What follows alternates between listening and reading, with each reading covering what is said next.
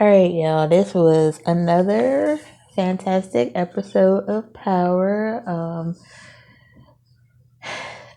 Season 6, episode 14, The Reversal of Fortune. This is Tate's episode, played by Lorenz Tate.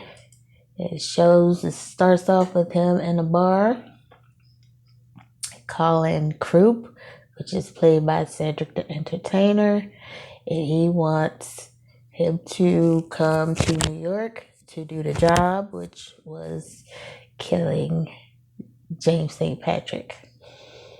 And he was in DC with his son killing some white guy they had tied to a chair, and while listening to country music and cutting skin off of his legs. He had his son cut off big pieces of skin on this guy's legs, and they said,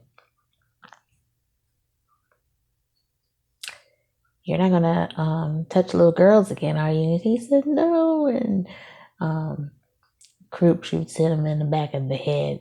And honestly, I just cannot see Cedric the Entertainer in this type of a role, but it's different. So Lorenz say he's in it. After he got off that phone call, he's trying to hit on the bartender at the bar. He's like drunk and passes out. So she calls his brother, which is he wakes up in like this kid's room, and I thought it was like his mom's house, but it's his brother, played by his actual brother, Lamar Tate. And I thought it was so cute because I don't remember ever them being in an acting role together, and they are fantastic in this acting role together. So they are actually at his house with his wife and his son. So let's see how this goes, because these are all connecting.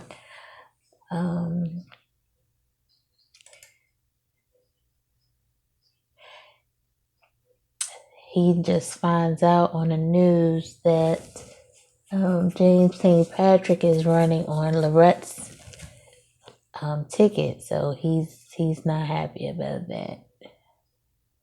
Okay, so we got through that part. So him and Lamar are at the shooting range at the NYPD because Tate was an ex-cop, and Lamar, his big brother, is still a cop. So they're testing out their shooting points, and Lamar gets them all in a center mass there. And Tate, he does pretty well too, even though he's been out of training. So Tate comes rushing into this, look like a luncheon with Ramona, Lorette, and I guess his name is Steven, Councilman Steven. And he wants to reconsider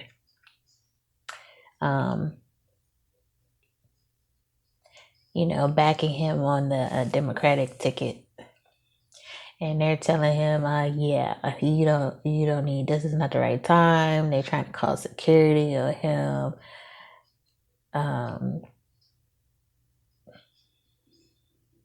And he's talking about Barack Obama, all his trials. People always say he never could do it, but he ended up doing it and proved them wrong. And they're basically like, no, son, you're not going to get another chance. He's like, I swear I'll turn this all around. And they're just all on him. And Lorette says she does not want her name connected with the NYPD, and she tells him to bow out gracefully while he has a shred of dignity. And he looks so defeated. He said, F all y'all, and walks out. And so he ends up in church talking to the Reverend, and he's like, the Reverend says, are you a man of your word or not? He says certain things even I can't pull off. So he's really in a low place. and the reverends, telling him that what's impossible with man is possible with God. And Tate tells him God should get off his lazy butt. Wow. Whew. So this is a scene we already saw with Blanco and Sax walking in, saying that they need Tate to help them nail St. Patrick, and of course he's grinning like a Cheshire cat out for that. So then after that, he meets Croup and his son Carter under this bridge somewhere, and Croup's like, basically Tate's telling him that I don't need y'all to do the job no more. There's no Mark,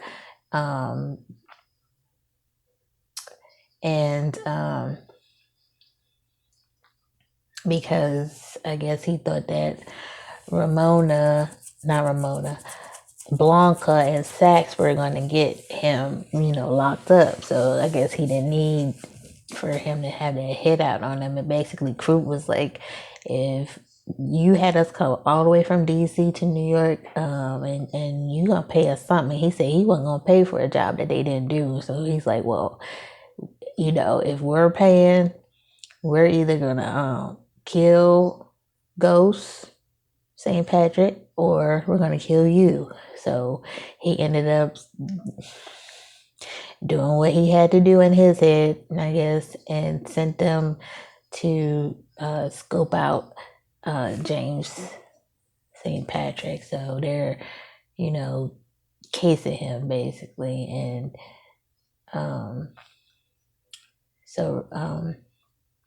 see here. So Rashad came to Truth to try to warn him at least, and James was just all in his ass, basically. Just made him feel like just lower than low, and telling him to get up out his spot.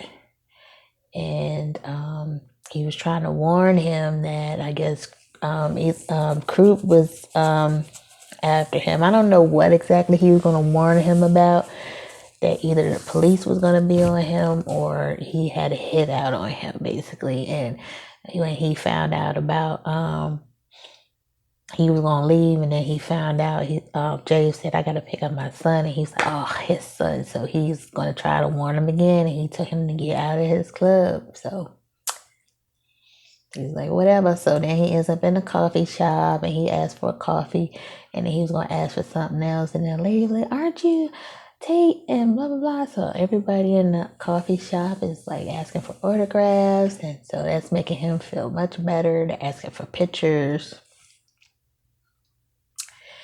And he took a group picture with everybody in the coffee shop. So he get back to the campaign quarters, and the lady, I forgot her name, that he was sleeping with, that was married to, they all worked for Tate, but she was all in his face about, it's never going to happen with you getting in office and all that. He kicks her out. So then this is the scene that we saw Croup, Cedric the Entertainer, and his son Carter. They're at the dock, and they didn't know Tommy was going to be there. And they get to that shootout. The son, he's shooting and the gun's jammed, and so Cedric's telling him, you go this way, I go that way. And so that's when Cedric the Entertainer gets shot. And his son had to leave him there. And that's when Tommy was like, you're not Italian. That's why we're like, so all these episodes are connected, right? And so his son had to run away. Let's see what happened next. So one of his office workers came in and tried to get, I guess, I don't know if it was some type of material on a camera. I wasn't really sure what that was. And he said, well, I can just download it, because Tate was like, you can't take this out of here. So Tate was like throwing his mug at his head, and he said, get your BA out of here. And he said, next time I won't miss. So that's when Dre comes in and said, what did you want?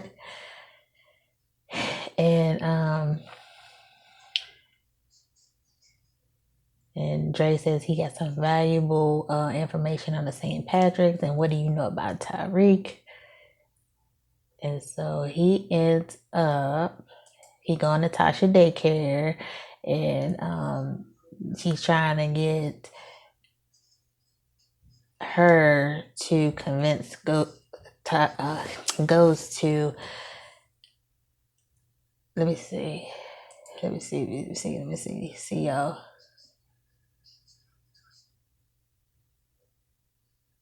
He was saying he was gonna Ghost was gonna throw Tyreek under the bus for killing Raymond Jones, basically. And so Tasha like, I'm not going to the police, because he's like, you got to tell the police everything about St. Patrick and blow him the F up. Because by the time he gets elected, he's going to be unstoppable. And she said, don't you get it, Rashad? He's already unstoppable. There's nothing I can do about that. So Tate and his nephew go to take the trash out, and he told his nephew to go back in there. And that's when he turns around, and Carter, Croup's son, had the gun in his face. And, we thought Tate was going to have it. And Lamar, his brother, that's the police officer, shot him. And he died. And so, of course, his brother is suspicious. He said, oh, you're saying he just tried to rob you, right? And because Carter had told Tate that he was going to take him back in the house and kill the whole family in front of his eyes. And Tate said, we're not going in that house. And then that's when dude got shot by Lamar. So he's like, we haven't had any problems in this neighborhood till you came around here.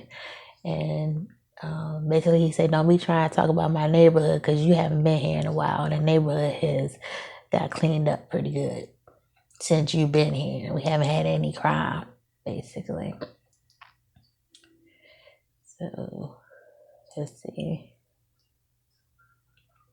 So he sees Ramona, and she tells him that we don't have case against St. Patrick anymore. So he was very upset about that.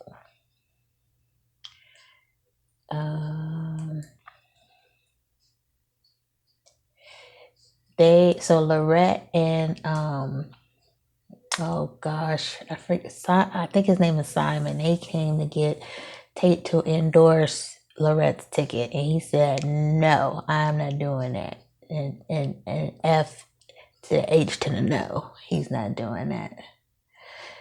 Let me see here.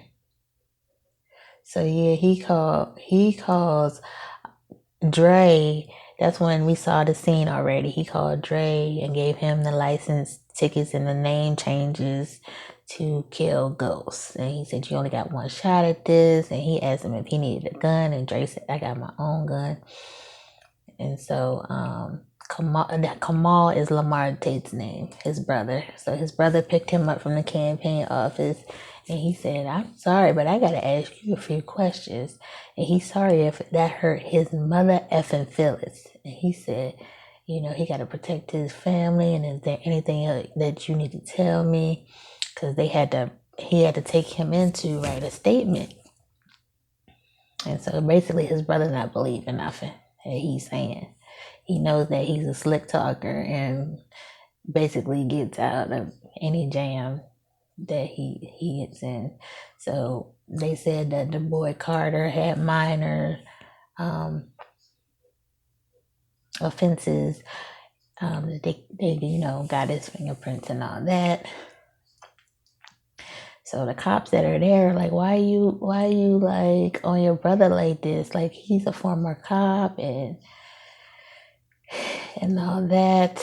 So then another cop comes in and says, we got to have all hands on deck. There's been a shooting at Truth. And so, because they had wanted the brother to turning his gun, but they said no, we need all hands on deck. So he tried to tell his brother that Dre might try to tell him that he paid and blah blah blah. And he said, well, did you? He said no. So they get the truth, and there's all police around, and Tate wants to get out the car. His brother said, you stay your A in the car.